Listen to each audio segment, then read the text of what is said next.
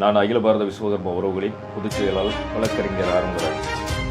சமீபத்தில் கோயம்புத்தூரில் நடந்த பிரஸ் மீட்டிங்கில் நம்முடைய மத்திய நிதியமைச்சர் திருமதி நிர்மலா சீதாராமன் அவர்கள் ஒரு விஷயத்தை முன்னிறுத்தி பேசியிருந்தாங்க.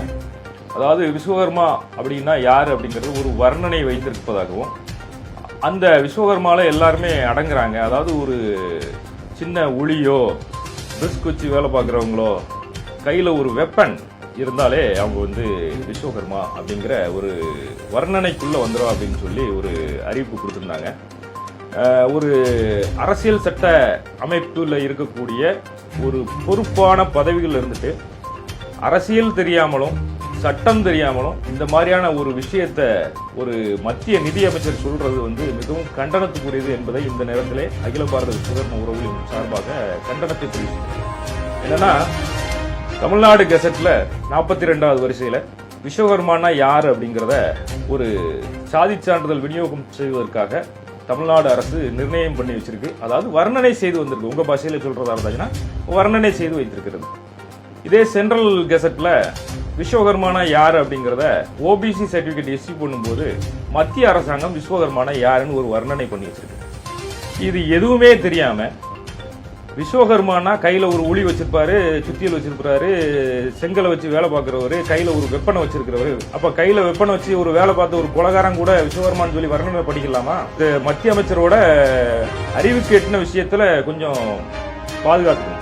எங்களுடைய சமுதாயத்தை பொறுத்தளவுல 5 வகையாக தொழில் செய்யக்கூடிய நபர்கள் மட்டுமே விஸ்வகர்மாக்கள் என அரசால் அங்கீகரிக்கப்பட்டு அரசாங்க கெசட்ல பப்ளிக் பண்ணப்பட்டிருக்கு.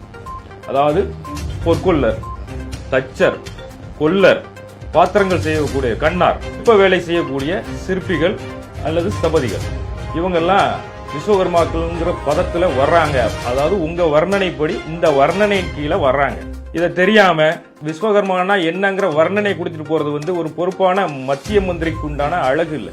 ஒரு குறைந்தபட்ச காமன் மென்டாலிட்டியில இதை நீங்க கொடுக்கல அப்படிங்கிறது எங்களுடைய கண்டனத்தை இந்த நேரத்தை பதிவு செய்து வைத்துக்கிறோம். இவ்வளவு தூரம் நீங்க சொல்றதை பார்த்தா உங்க அறிவை நாங்க எப்படி மெச்சுறதுன்னு எங்களுக்கு புரியவே இல்லை. அதனால இன்னும் 48 மணி நேரத்தில் நீங்க இந்த வர்ணனையை செய்த விஸ்வகர்மா அப்படிங்கிற வர்ணனை செய்ததற்காக பகிரங்கமாக மன்னிப்பு கோர வேண்டும். அதற்கு மாற்றாக தாங்கள் தெரிவித்த கருத்துக்களை வாபஸ் பெற்றுக்கொள்ள வேண்டும் என்று அகில பாரத விஸ்வகர்மா உறவுகள் சார்பாக உங்களுக்கு கண்டனத்தை தெரிவிக்கப்படுகிறது. தவறும் பட்சத்தில் தமிழ்நாடு முழுமைக்கும் 7% மக்கள் விஸ்வகர்மா மக்கள் தமிழ்நாட்டில் இருக்கிறாங்க. ஒட்டுமொத்த 7% மக்களோட ஒட்டுமொத்த எதிர்ப்பையும் தெரிவிக்கும் வகையில் உங்களுடைய குடும்பாவி எல்லா மாவட்ட தலைநகரங்களிலும் எரிக்கப்படும் என்பதை இந்த நேரத்திலே உங்களுக்கு எச்சரிக்கையாக வைக்கிறேன்.